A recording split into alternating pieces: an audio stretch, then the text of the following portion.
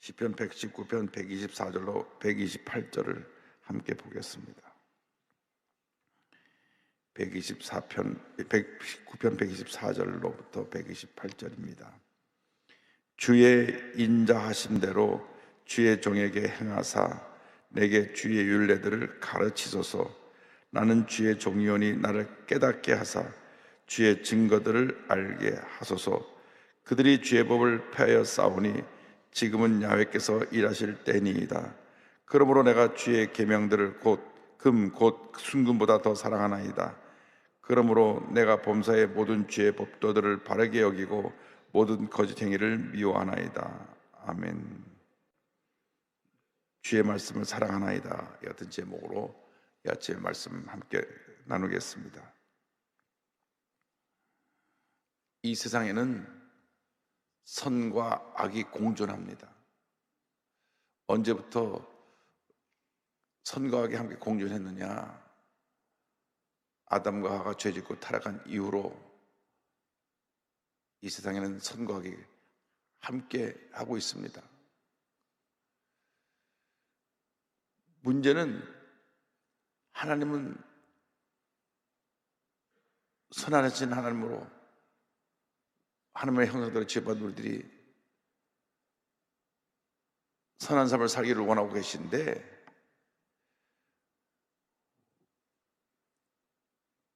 우리 삶 가운데 악이 함께 존재하고 있다는 것입니다. 아담과 하와가 죄고 타락한 이후 온 인류가 죄 가운데 태어나서 죄 가운데 살다가 죄 가운데 죽어갈 수밖에 없는 운명이 되었습니다. 그래서 하나님께서 그 죄는 악이니까 그 죄 지었을 때 그 악을 우리에게서 제거하고 하나님 앞에 정결하게 만들어 주시기 위해서 짐승의 피를 흘리신 것입니다. 우리 죄 때문에 죄 없는 짐승이 죽어서 우리의 죄를 일시적으로 가려준 것입니다.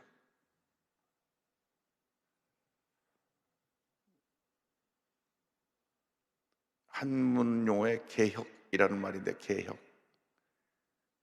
격이라는 말을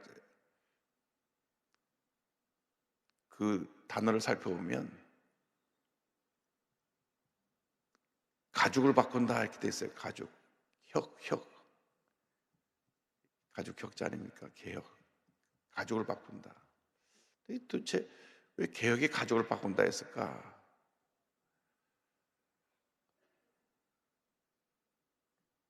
아담과 하와가 죽었을 때 하나님이 짐승을 죽여서 가죽을 벗겨가지고 인간의 수치를 가려주었습니다.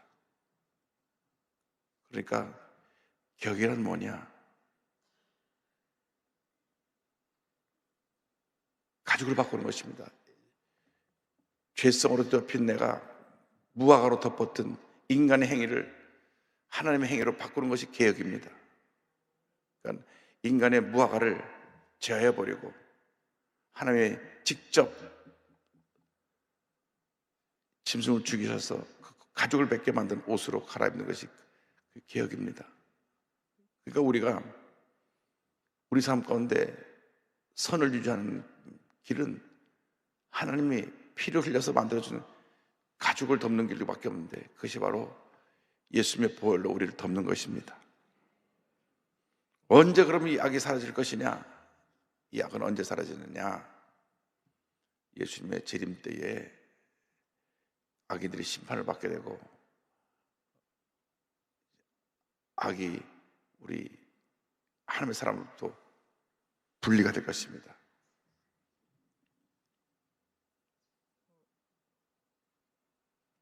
마지막 때가 돼서 하나님이 예수님을 재림주로 내려 보내실 때 예수님이 공중에 강림하실 때 천사의 나팔 소리와 함께 강림하실 때 모든 믿는 사람들은 다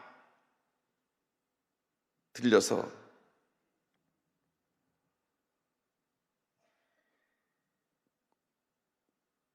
공중에서 주를 맞이하게 될 것이고, 그때 믿음이 없이 교회 다녔던 사람이나 믿지 않은 사람들은 다 이 세상에 남아서 7년 환란이라고 하는 무시무시한 환란을 통과하게 됩니다. 올 인류에 남아있는 사람들의 절반 이상이 다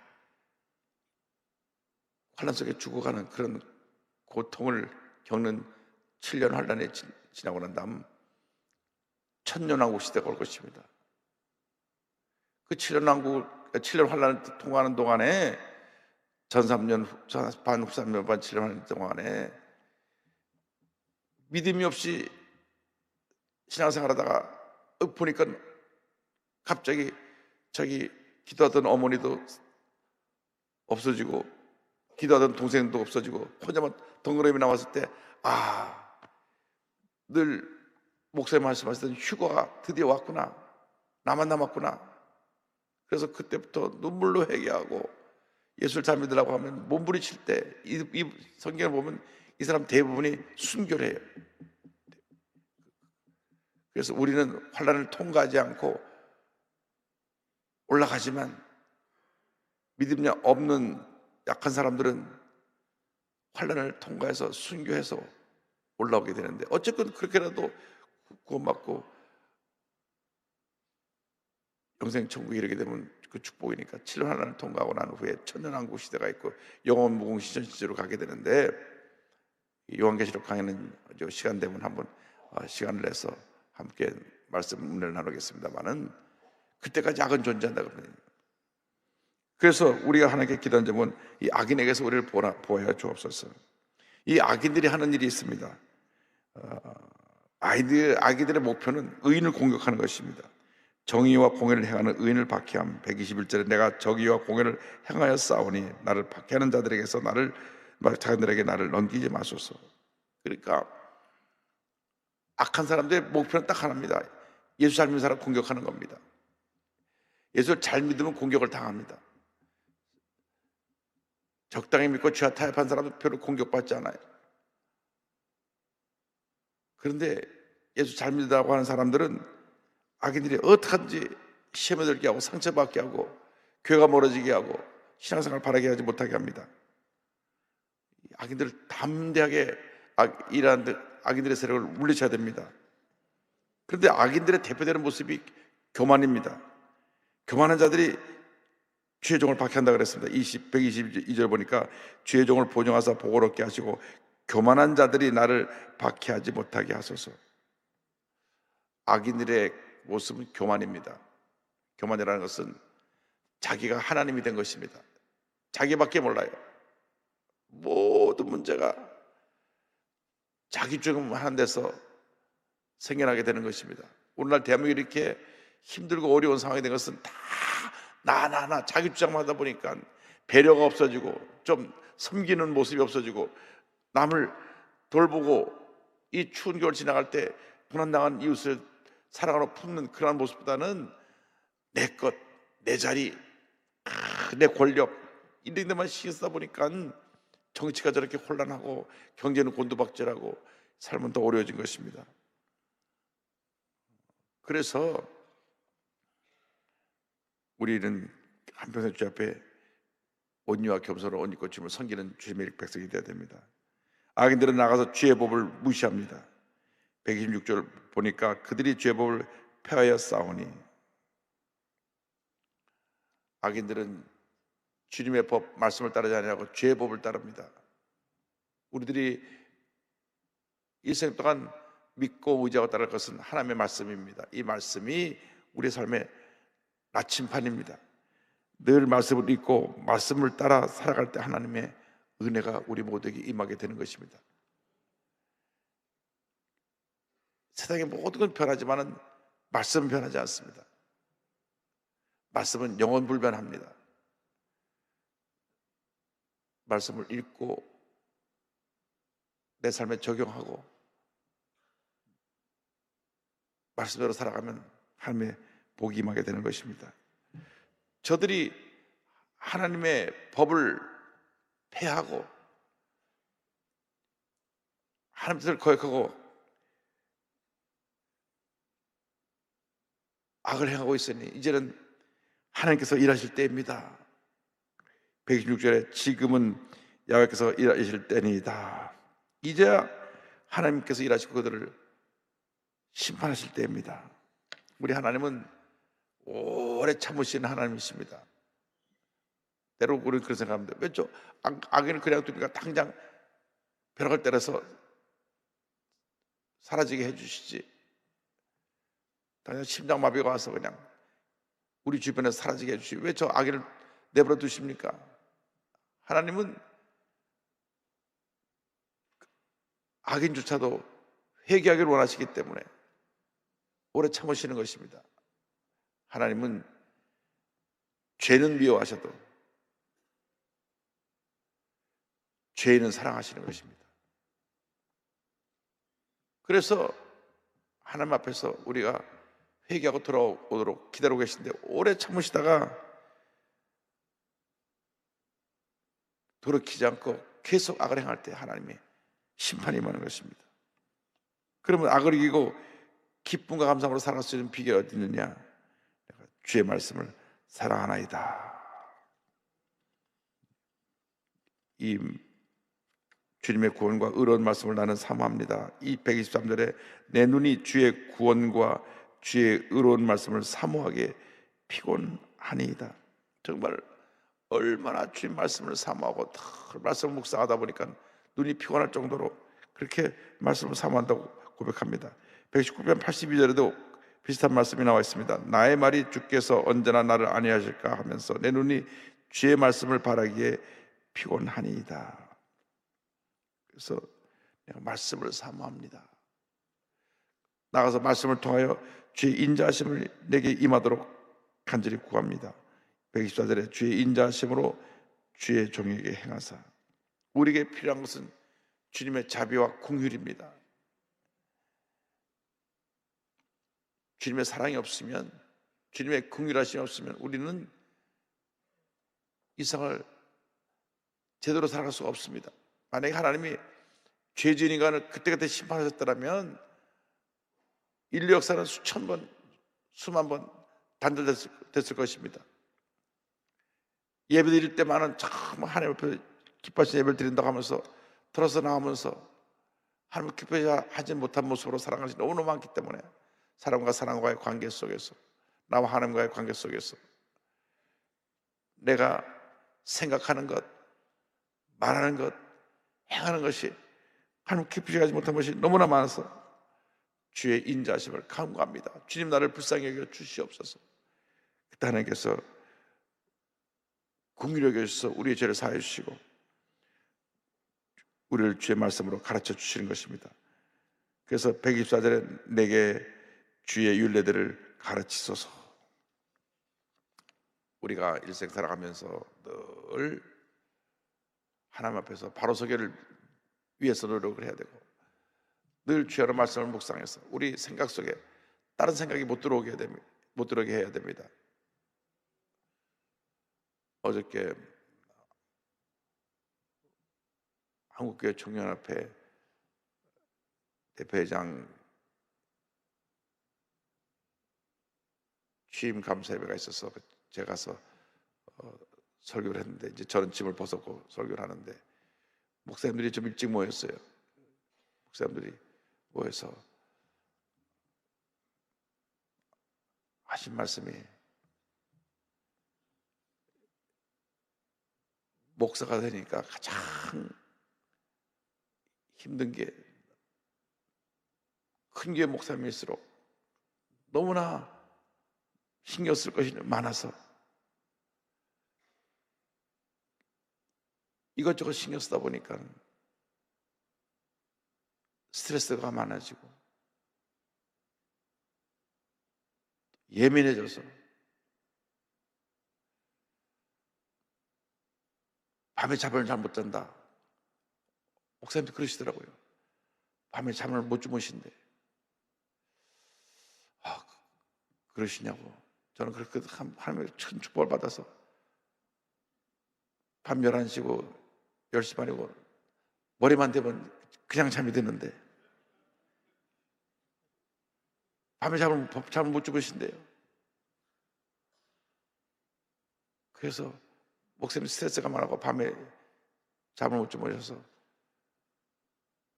수면제를 잡수신다 그래서 참 어젯밤에 감사했습니다. 난 수면제도 안 먹고. 그리고 12시 이후에는 커피를 안 드신대요. 커피 먹으면 그날 밤에 잠이 안 온대요. 그래서 전 잠자기 전에 커피 한 2잔 마시고 자는데요. 그랬더니 아유, 이 목사님은 복 받으셨다고. 비결이 어딨냐고 나한테 물어봐서 딴 비결은 없고 그냥 말씀 묵상하고 스트레스를 받지 않으려고 노력을 하고 마음의 평안함을 주시는 은혜를 갖고 살기 때문에 내가 편합니다. 그냥 비행기에서도 머리만 대면 잠이 금방 옵니다. 그랬더니 복 받았다 그러시더라고요. 잠 잘 주무시는 분은 복 받은 걸 아시길 바랍니다. 의외로 밤에 잠을 못 주무시는 분들이 많더라고요. 의외로 불면증이 많습니다. 기도해야 됩니다. 하나님, 내 마음에 평안한 마음을 주셔서 편안히 잠을 자게 하여 주옵소서. 그냥 머리만 대면 잠이 들게 하여 주옵소서. 예배 시간 빼놓고. 중요한 것은 125절에 있습니다. 나는 주의 종이니 나를 깨닫게 하사 주의 증거들을 알게 하소서. 한번 따라하세요. 나를 깨닫게 하사. 여러분, 왜 우리가 실수하는지 아세요? 왜 우리가 자꾸 잘못하는지 아세요? 깨닫지 못해서 그렇습니다. 말을 많이 하는 분들은 실수하게 되어 있고 많이 한 말로 인해서 사람들에게 책잡힐 수밖에 없게 되어 있습니다. 성경에 그래서 말이 많으면 허물을 면하기 어렵다는 말씀이 나옵니다. 그러니까 이제부터는 우리가 말하기 좋아하는 분들은 말을 적게 하는 훈련을 해야 됩니다. 말을 한 템포 늦춰서 하는 지혜를 얻어야 됩니다. 말을 다 해버리니까 상대편은 허락도 안 받고 녹음 다 해버리고 그리고 실수한 것만 딱 잘라가지고 그걸 갖다가 공개하고 사람에게 피해를 입힙니다. 그래서 미국에서는 많은 주에서 핸드폰을 녹음하지 못하게 되어 있습니다. 그래서 아이폰 기능에 녹음하는 기능이 없어요. 우리 삼성폰은 그냥 누르기만 하면 다 녹음되니까 이것이 나쁜 사람에게 나쁜 목적으로 자꾸 쓰입니다.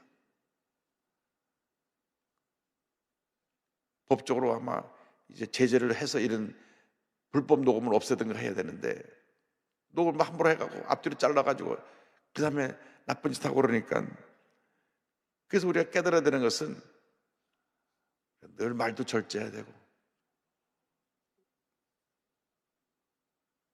천하에 믿을 사람 없다고 가까운 사람에게 아무런 얘기 함부로 했다가 지금 정치권이 그렇잖아요. 가까운 사람에게 다 했다가 그 사람들이 다 법정에 가서 고발해가지고 다 지금 재판 받잖아요. 옆에 신복들이에요. 우리나라 정치사 그래요. 가장 가깝게 지내고 자기 오른팔처럼 생각하던 경호실장이 자기 총을 땅 땡길 줄 어떻게 알았습니까? 상상을 초월하는 일입니다. 신복이 대통령을 죽인 거예요. 그러니까 우리가 하나님의 말씀을 깨달아서 늘 주님의 음성 듣기를 사모하고 주님이 주신 은혜 가운데 주님의 가르침을 따라 주님 기뻐하시는 삶을 살아가는 우리 모두가 되어야 할 것입니다. 119편 27절에 이와 같이 말씀합니다. 나에게 주의 법도들의 길을 깨닫게 하여 주소서. 그리하시면 내가 주의 귀한 일들을 작은 소리로 읊조리리이다. 우리 가장 중요한 것은 주의 말씀을 정말 이상 그것보다 사랑하는 것입니다. 127절에 그러므로 내가 주의 계명들을 금 곧 순금보다 더 사랑하나이다. 그래서 오늘 우리에게 주신 결론적인 말씀은 내가 말씀대로 살겠습니다. 내가 이 악을 물리치고 바르게 살겠습니다는 믿음의 고백입니다. 128절에 그러므로 내가 범사의 모든 죄 법도들을 바르게 여기고 모든 거짓 행위를 미워하나이다. 백사절에도 같은 말씀이 나옵니다. 주의 법도를 말미암아 내가 명철하게 되었으므로 모든 거짓 행위를 미워하나이다.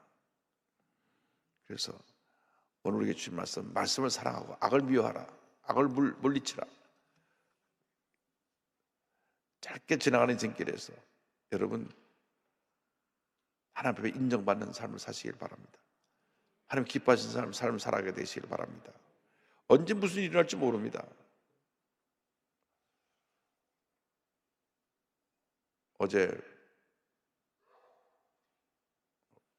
이틀 전에 김봉주 목사님 사모님과 전화를 하니까 우시더라고요.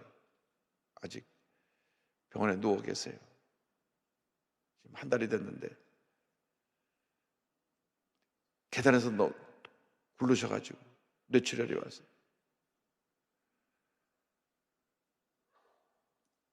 혼 상태로 못 일어나고 계시니까 온 가족이 매일 기도와 눈물로 하루하루를 보냅니다. 생각해 보세요. 조금 전까지 멀쩡하게 옆에서 같이 말씀 나누고 웃고 그러던 남편이 아빠가 나갔는데 계단에서 넘어졌다고 하는 소식을 듣고 병원에 가보니까 뇌출혈이 돼서 혼 상태가 돼서 누워 계시고 한 달이 돼도 그 상태로 누워 계시니 하루하루 그 분초가 온 가족에게 너무나 큰 고통일 것입니다. 여러분 우리 김봉주 목사님 위해서도 기도해 주시고 여러분 주변에 이렇게 중병으로 고통당하는 분에서 기도해 주시고 고난당하는 분에서도 기도해 주시기 바랍니다. 우리가 할 수 있는 것은 고난당하는 이웃을 위해서 같이 울고 같이 기도하고 그들을 격려하고 그들에게 용기를 불어넣어 주는 것입니다. 오랜 병에 장사가 없다고 온 가족의 마음이 얼마나 지금 힘들겠습니까? 하루하루가 그들에게는 어떻게 지나가는지 정신이 없을 겁니다. 벌떡 일어나셔서 회복됐으면 좋겠지만 지금 아직 그런 징조가 보이지 않으니까 기도하고 있습니다.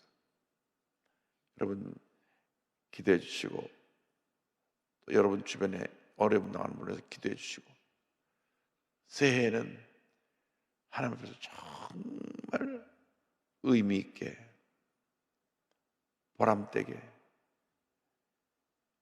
행복하게 하나님께 영광 돌리고 인정받는 복된 삶을 살아가는 여러분 모두가 되시길 주님의 이름으로 축원합니다. 기도하겠습니다. 가슴에 손 얹고 아픈 자리에 손 얹고 기도합니다. 사랑과 은혜와 자비가 무한하신 하나님 아버지, 짧게 지나가는 인생길에서 예수 믿고 하나님 자녀가 되었사오니 예수님 잘 믿고 복된 인생 살다가 기쁨으로 주님 맞이할 수 있도록 은혜 내려 주옵소서. 나사렛 예수 그리스도의 이름으로 명하노니 모든 질병은 묶음을 놓고 떠나갈지어다. 머리끝부터 발끝까지 모든 질병은 떠나가라. 각 개인과 가정에게서 질병은 물러갈지어다. 떠나가라. 치료를 받으라. 건강 회복될지어다. 기적이 일어날지어다. 치료가 임할지어다. 믿습니다. 구역식구 가운데 모든 병자들도 치료를 받을지어다. 김봉주 목사님에도 치료의 능력이 임하여서 자리에서 회복되어 일어나게 될지어다. 모든 기도 제목들을 다 응답하여 주시고 특별히 자녀를 위한 기도가 다 응답되게 하여 주시옵소서. 오늘도 주 앞에 예물 드린 손길에 하나님께서 복을 내려주시고 일생 살아가면서 주님께만 영광 돌리는 주의 말씀대로 살아가는 주님의 일꾼들 다 되게 하여 주옵소서. 예수님의 이름으로 기도드립니다. 아멘. 지금은 우리 구세주 예수 그리스도의 무한하신 은혜와 하나님 아버지의 큰 넓으신 사랑과 성령의 감동감화 인도교통 충만하게 하심이 말씀을 깨닫고 말씀대로 살기를 원하는 주님의 귀한 백성들 위해 주님의 귀한 일꾼들 위해 지금부터 영원토록 함께 있을지어다. 아멘.